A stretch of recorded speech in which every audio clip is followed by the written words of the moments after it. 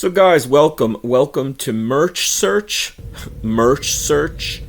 We're on the search for merchandising exploitation or just down and out, down home, old fashioned ancillary marketing, selling toys, what have you. Now, the reason it got brought up for me, it's always been something very kind of dear and close to me, because for years, as science fiction, fantasy, horror fan, name the genre, love them all, I will buy the models, the action figures. We used to call them dolls too.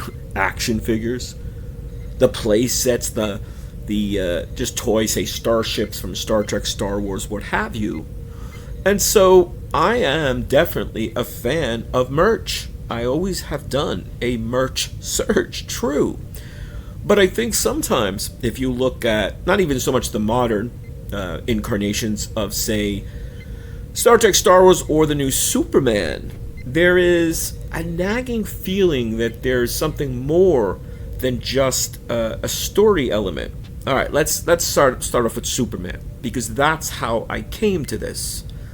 I watched it the other day, 2-3 days ago, and people have told me before time that Krypto, great Krypto dog, is in it a lot. I mean, a lot. And they were right. I do think it was maybe not exaggerated, but not as much as I expected. But he is in it a lot, true. But for me, it was not even so much the screen time, which of course is important because he becomes almost like a co-star. It's true. In fact, I think there's many posters of just Krypto, and he is pretty vital. So you could argue he's a star, and why not merchandise a star, a co-star, a main character? So you could argue, did James Gunn put Krypto in, who is a valid character, has been around since, I think, the 50s, definitely since the 60s, in the Superman comic books. So was he inserted by Gunn just to have more of a merch search, a merchandising potential, or he does some vital, interesting things. True. I didn't really hate him.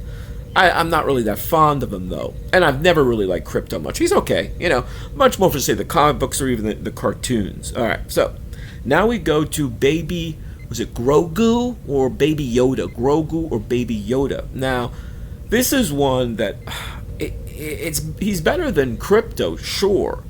He is more of a kind of plot element, a character, I guess, certainly kind of drives the plot of The Mandalorian. But again, you could argue that perhaps this is insert a merch search.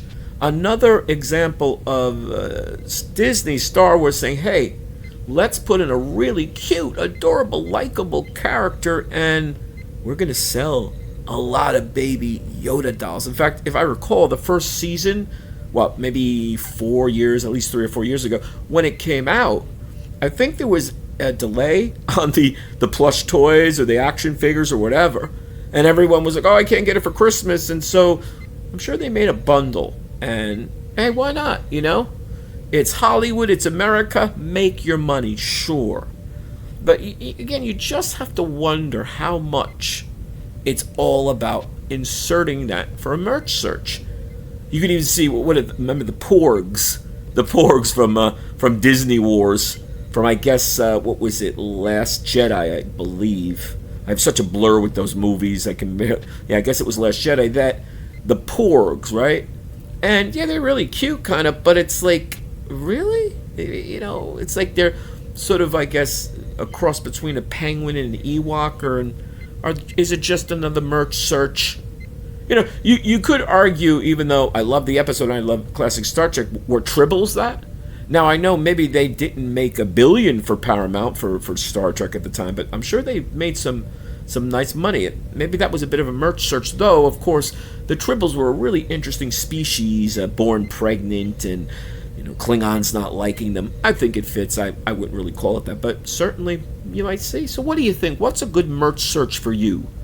Because they do exist, and it seems like we'll get maybe more of them, right? Give us your feedback. Give us your thoughts. Hope you're enjoying. Hope you're subscribing. See you soon.